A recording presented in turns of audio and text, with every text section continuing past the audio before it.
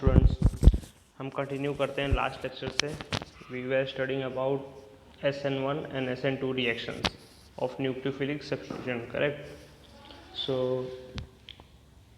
Now topic is stereochemical aspect of nucleophilic substitution reaction. Okay, stereochemical aspects मतलब वो सारी chemical properties जो derive होती हैं, अराइज होती हैं because of structural arrangement of atom. Okay, so ऐसी कौन सी प्रॉपर्टीज़ हैं तो हाईलाइटेड हैं, आप देख सकते हो. ओके,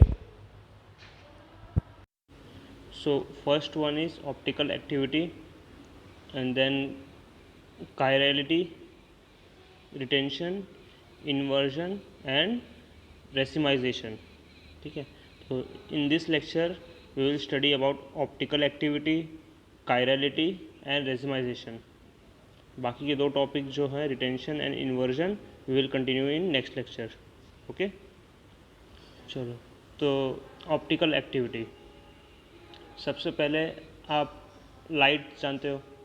ठीक है, लाइट में इलेक्ट्रोमैग्नेटिक वेव्स और इन ऑल डायरेक्शन होते हैं. Electromagnetic waves in all direction. Okay, और इसी तरह लाइट आगे बढ़ती है.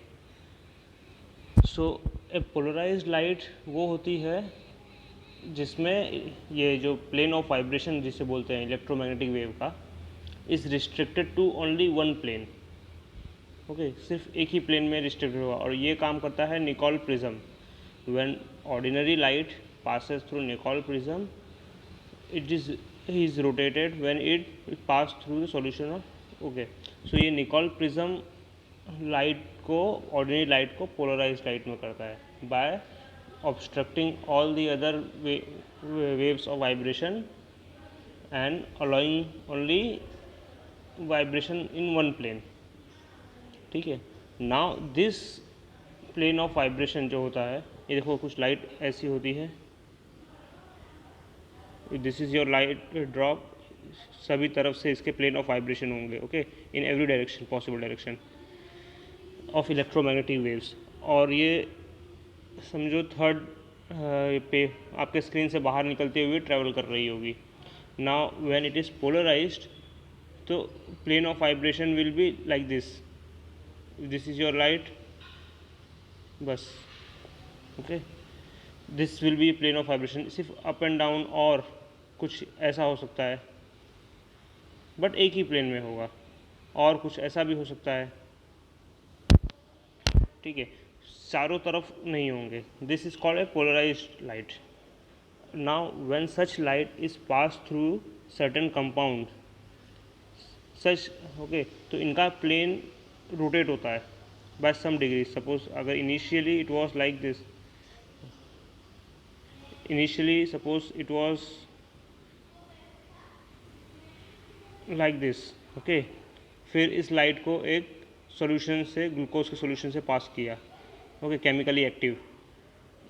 So after coming out it may have plane of vibration somewhat like this. Okay, so the solution has rotated the plane of vibration of light. Okay, after coming out. So इसका मतलब क्या है? We call this compound as optically active compound. Okay, देखो definition mark किया हुआ है. Plane polarized light produced by passing ordinary light through Nicol prism.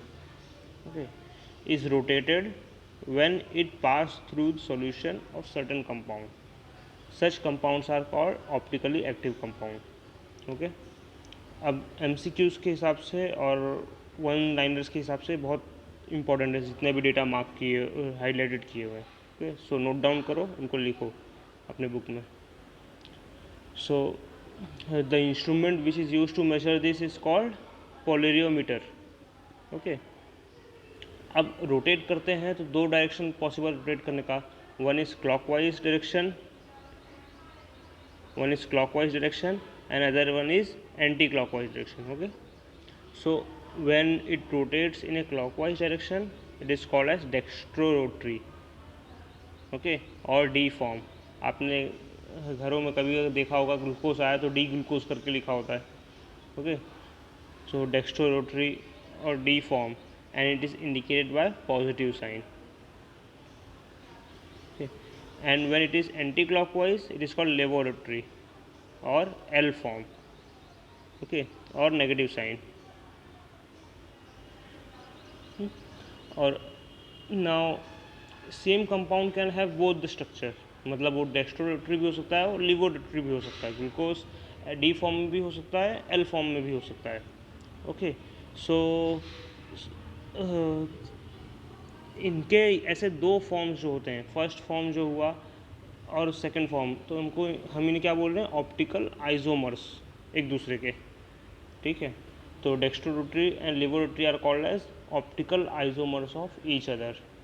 Okay, so like D glucose will be called as optical isomers of L glucose, and L glucose will be called as optical isomers of D glucose. ऐसा.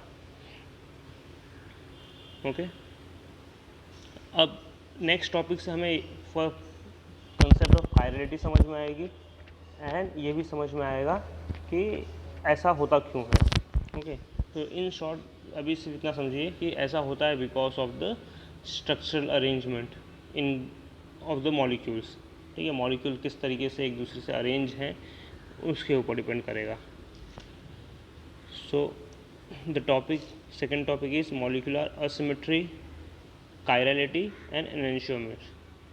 ठीक है, molecular asymmetry हम पहले समझ लेते हैं. Molecular asymmetry means क्या है, यहाँ पे देखो, ऐसा carbon atom has 4 valency. Okay, so ऐसा कार्बन एटम जो 4 डिफरेंट ग्रुप से अटैच हो. ठीक है, हमारा सेंट्रल कार्बन एटम है और 4 डिफरेंट ग्रुप से अटैच होगा, then it is called as asymmetric molecule. Okay, वो असिमेट्री प्रोड्यूस कर रहा है कंपाउंड में, जिसे कौन से साइंटिस्ट ने क्या बोला that is not important, but क्या बोला ये इम्पॉर्टेंट है. तो क्या बोला, spatial arrangement of 4 groups, that is valencies, around a central carbon is tetrahedral, and if all the substituents attached to that carbon atoms are different, okay, then it is called as asymmetric carbon or stereocenter. okay, so asymmetric carbon समझ में आया, ऐसा carbon जिसकी 4 valencies पे 4 different groups attach हों. Such atoms are called as asymmetric और stereocentre. ठीक है, now such mirror image of such compound containing asymmetric carbon atom is not superimposable. Superimposable मतलब क्या है, यहाँ पे देखते हैं, पहले समझते हैं. ठीक है, ठीक है, तो कायरलिटी पर असिमेट्री समझे. तो ये स्टेटमेंट देखो मार्क किया हुआ है, asymmetry of a molecule along with non superimposability of mirror image is responsible for optical activity in such organic compound. Okay, so organic compound optically active क्यों है, because they have asymmetric carbon atom.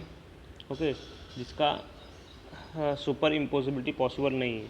Super impossibility मतलब क्या है, हम पहले substance लेते हैं, उसका मिरर इमेज देखो. सो क्या होगा, mirror image is totally inverted, correct. अब जब हम उसको एक दूसरे के ऊपर इम्पोज करेंगे तो क्या वो बराबर एक दूसरे के ऊपर आ रहे हैं या नहीं. इफ़ नहीं, then they are not superimposable, and if आ रहे हैं then they are superimposable. Example देखो, all symmetric object will be superimposable, जिसमें एग्जाम्पल दिया हुआ है स्पीयर, क्यूब, कोन, है ना. इनको कहीं से भी बीच में कट करो and try to take mirror image and impose करो, वो हो जाएगा. But on the other hand there are other examples as well, जैसे हैंड आपका देख लो. ठीक है, अपने इस पार्ट के ऊपर ये सुपर इम्पोज करने की कोशिश करो, क्या होगा, यहाँ पे थंब निकल के आएगा। सो ये इम्पोज नहीं हो रहा है। Okay, similarly this when you try this part on this, so यहाँ पे डंप आएगा। Okay, on thumb on this side and thumb on this side. So ये सुपर इम्पोजेबल इमेजेस नहीं है। So these are asymmetric objects हम बोलते हैं। Okay, similarly the objects which are non superimposable on their mirror image like a pair of hands are said to be chiral and its property is known as chirality. Okay, while the objects which are superimposable on their mirror image are called achiral, and they do not, these molecules are optically inactive. Clear?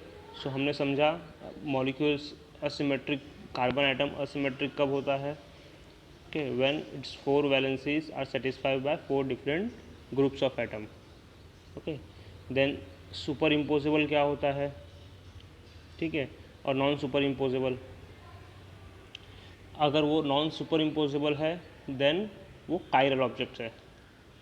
Okay, और ऐसे asymmetric and, ठीक है, chiral object है। और एक और हमने देखा, asymmetry in a molecule is responsible for optical activity.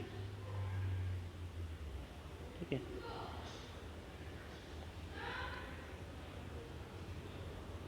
Now if such chirality is present in molecule as well then what? ठीक है, यानी कि एक मॉलिक्यूल हमने पढ़ा था असिमेट्री। ठीक है, अब क्या ऐसा असिमेट्री मॉलिक्यूल कायरल भी हो सकता है? यानी कि जब ये देखो, अगर वो सुपर इम्पोज नहीं हो रहा है तो कायरल ही है, करेक्ट? तो ऐसे मॉलिक्यूल्स होते हैं जिनका हम मिरर इमेज निकालेंगे तो वो सुपर इम्पोज नहीं हो रहे हैं। ओके, सो अब टू टेस्ट एक मिनट, यहाँ पे the above test of molecular chirality can be applied to organic molecules by constructing models। ठीक है, तो अब ये या तो आप डायग्राम बनाओ पूरा और फिर उसका मिरर इमेज निकालो और ट्राई सुपर इम्पोज करो माइंड में, इतना काम करो। और there are some shortcut as well. Okay, one such aid is the presence of single asymmetric carbon atom. आप पूरे कंपाउंड में एक असिमेट्रिक कार्बन एटम ढूंढ लो। If you get to find this carbon atom, then you can surely say that this compound is asymmetric। okay, so example दिया हुआ है यहाँ पे प्रोपेन टू ऑल का, उसका mirror image and then rotated. अब सी इमेज और ए image को एक दूसरे पे इम्पोज करेंगे तो देखो हो जाएगा क्या? This is our central carbon atom यहाँ पे। Okay, this is our central carbon atom.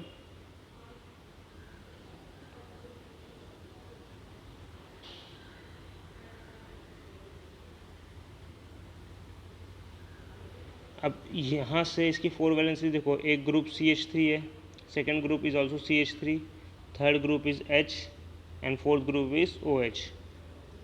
ठीक है, ये दोनों भी सेम ग्रुप से। ओके, बट देखते हैं हम आगे क्या होता है। इसका पहले मिरर इमेज निकाला हमने, सो B is the mirror image.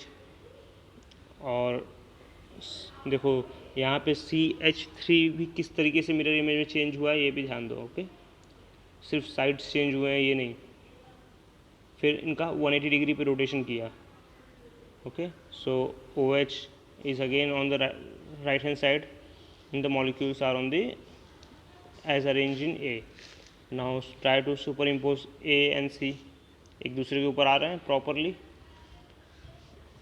सो आ रहे हैं, that means this is not an asymmetric molecules, that means it will not show optical activity। okay, so this is an achiral molecule, thus propane 2-ol is an achiral molecule। okay, next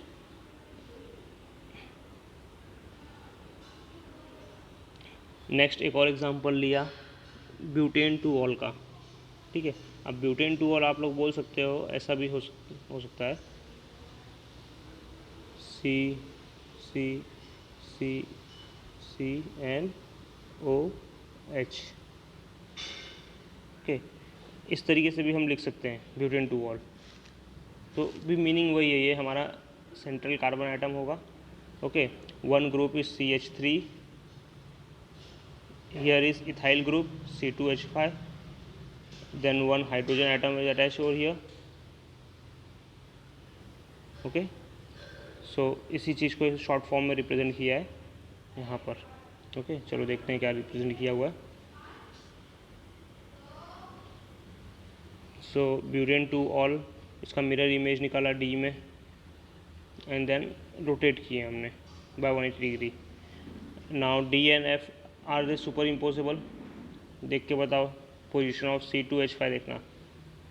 okay, so these are not superimposable and also this group, this atom, central carbon atom is attached to 4 different groups.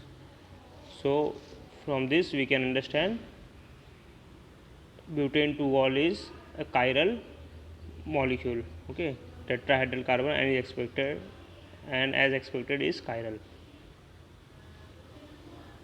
Okay, now some common example of chiral molecules are, ध्यान रखना, ठीक है, all is important, directly MCQs में पूछे जाते हैं, such as 2-chlorobutane, 2,3-dihydroxypropanol, okay, bromo iodomethane, 2-bromopropanic acid, stereoisomers related to each other as non-superimposable mirror image are called enantiomers. So basically D and F are enantiomers of each other. ऐसा बोल रहा है कि जो एक दूसरे पे impose नहीं हो सकते mirror image, these such molecules are called enantiomers. Okay, अब वो डेक्स्ट्रोरोटरी एंड लिवरोटरी अबाउट ऑप्टिकल रोटेशन के बारे में था, यहाँ पे एक दूसरे को एनोन्शियोमर्स बोल रहे हैं हम। और ये कौन सी प्रॉपर्टी शो करते हैं? ऑप्टिकल आइसोमेरिज्म की प्रॉपर्टी शो कर रहे हैं।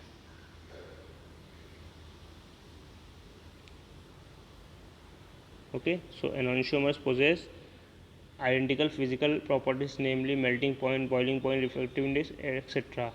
They only differ with respect to rotation of plane polarized light. Okay, if one of the enantiomer is dextrorotary, another will be levorotary. Okay, this is important, आप लोग इसे mark कर लेना। if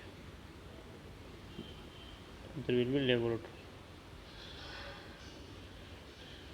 A mixture of enantiomers in equal proportion will have zero optical rotation, है ना, एक left side में rotate कर रहा है, दूसरा राइट साइड में रोटेट कर रहा है, तो नेट क्या आएगा? ज़ीरो आएगा। And if they are present in equal concentration then, ठीक है, such mixture is called as racemic mixture, ठीक है। And the process of conversion of enantiomers into racemic mixture is known as racemisation, यहाँ पे है। The process of conversion of enantiomers into racemic mixture is known as racemisation. Okay, चलो अब try करना इस in example 10.8 which are chiral and achiral molecules. Very simple है, ठीक है, मैं एक हिंट दे देता हूँ। See here 2 common molecules attach, यहाँ पे देखो, this is the central atom, carbon atom,